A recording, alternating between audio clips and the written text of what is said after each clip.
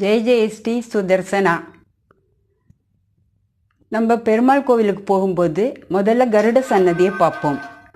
கருடனுக்கு பட்சிராஜன்ற பேரும் உண்டு. அந்த கருடன் எப்படி நம்ம உலகத்துக்கு எல்லாருக்கும் தெரியும்படி வந்தார்ன்றதை பற்றி இன்றைக்கி ஒரு கொஞ்சம் நேரம் நம்ம பார்க்கலாம்.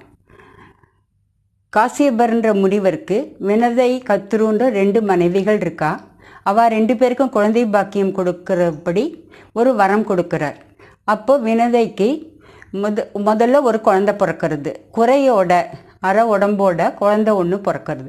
உடனே அவள் என்ன செய்கிறது, இப்படி இருக்கே குழந்தை அப்படின்னு நினைக்கும்போது சூரிய பகவான் வந்து, நான் என்னோட சஞ்சாரத்துக்கு என்னோட தேர் ஓட்டுறதுக்கு இந்த குழந்தைய நான் உபயோகப்படுத்திக்கிறேன், அருணன்னு பேர் வச்சு நான் என்னோட அழைச்சிக்கிறேன்ட்டு அழைச்சிட்டு போயிடுறார். உடனே சரி அடுத்ததுக்கு என்னன்னு யோசிக்கும்போது ஒரு அடுத்த குழந்தை பிறக்கிறது.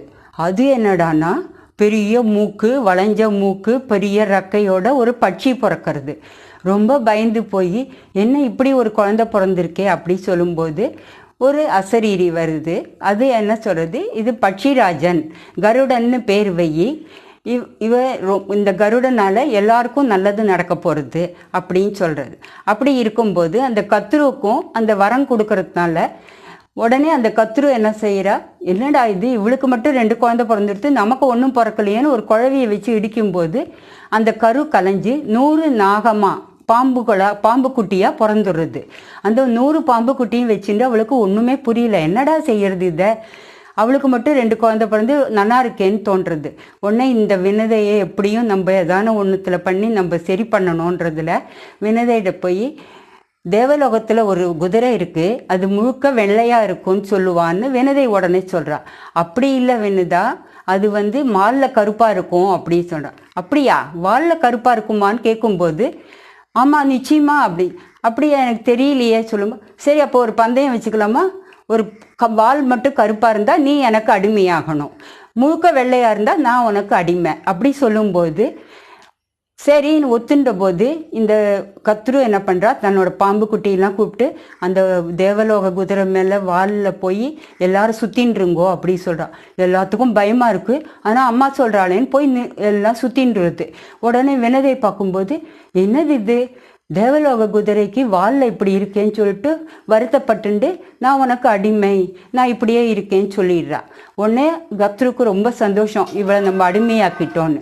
அப்போ அந்த கருடனுக்கு ரொம்ப கஷ்டமாக இருக்குது, அம்மா ஏன் எப்போ பார்த்தாலும் கஷ்டப்படுறா அப்படி சொல்லிட்டு, இன்றைக்கி நீ போய் அந்த பாம்பு குட்டியெல்லாம் சரி பண்ணிட்டு வா அப்படி சொல்கிறா. உடனே இன்றைக்கி நான் போயிட்டு வரேம்மா, ஆனால் எதனால இப்படி ஆனேன்னு சொல்லும்போது அந்த தாயார் வந்து இப்படி சொல்கிறா, அந்த வினதை இந்த மாதிரி ஆச்சுப்பா, அதனால் என்னதான் அப்போ இதுக்கு பரிகாரம் எதான சொல்லுமா அப்படின்னு கேட்கும்போது அதுக்கு கத்ரு என்ன சொல்கிறா, எனக்கு தேவலோகத்துலேருந்து அமிர்த கலசம் வேணும் அப்படின்னு சொல்லும்போது, அப்படியா அமிர்த கலசம் கொண்டு வந்தால் எங்கள் அம்மாவை விடுதலை பண்ணிடுவியா அடிமைத்தனத்துலேருந்துன்னு கேட்குறா. சரி நான் பண்ணிடுவேன், அமிர்த கலசம் வேணும் அப்படின்னு சொல்லும்போது உடனே கருடன் வந்து நான் போய் எப்படி நான் எடுத்துன்னு வரேன்னு சொல்லிட்டு தேவலோகத்துக்கு வரார். பெருமாள் கிட்ட வரும்போது எனக்கு அமிர்த கலசம் வேணும், எங்கள் அம்மாவை இந்த மாதிரி அந்த அடிமைத்தனத்துலேருந்து விடுவிக்கணுன்ற போது, சரி அப்போ நீ என்ன செய்கிற, நான் சொல்கிறத நீ செய்யணும் அப்படின்னு சொன்ன.